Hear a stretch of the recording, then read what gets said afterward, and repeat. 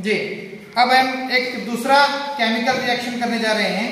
तो हमने जो है पानी में थोड़ा सा कॉपर सल्फेट डालकर जो है हिलाया है, तो कॉपर सल्फेट सॉल्यूशन को तैयार किया है। अब हम क्या करते हैं कि एक लोहे का मेख है, तो इसको जो हम इसमें डाल कर रखते हैं जी। अब देखेंगे थोड़ी देर के बाद क्या तब्दीली आती है।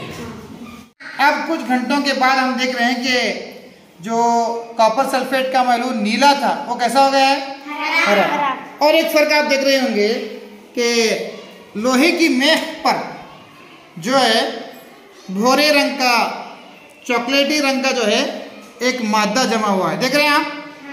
हाँ, तो वो क्या है, वही जो है कॉपर है। क्या है, कॉपर सल्फेट में जो कॉपर मौजूद था वो लोहे के साथ तामुल करके कॉपर अलग हो गया, और जो हरा महलूल अब नजर आ रहा है वो लोहे का सल्फेट है। क्या है वो, लोहे का सल्फेट। यानी कॉपर सल्फेट था, अब लोहे का सल्फेट हो गया, और कॉपर सल्फेट में जो कॉपर था वो लोहे के अतराफ जमा हुआ है।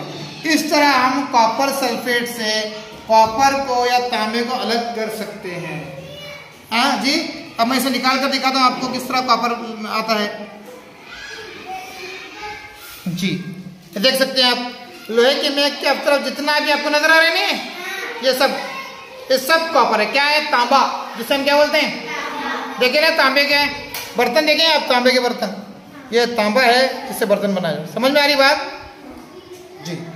तो इसको आप 8वीं जमात में पढ़ेंगे कि इस रिएक्शन को डिस्प्लेसमेंट रिएक्शन या हटाओ तामुल कहा जाता है। क्यों, क्योंकि कॉपर सल्फेट से कॉपर को हटाया गया है।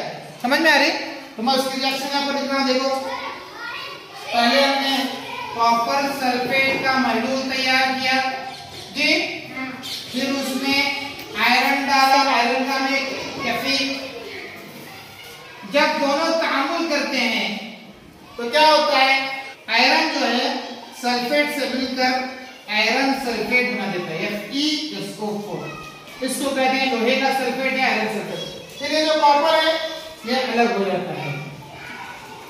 समझ में, तो इसको हम कहेंगे डिस्प्लेसमेंट रिएक्शन। बोलो, डिस्प्लेसमेंट रिएक्शन या हटाओ तामुल। उर्दू में बोलो, तामुल जी। ये आप 8वीं जमात में इससे मज़ीद आप पढ़ लेंगे, ठीक है।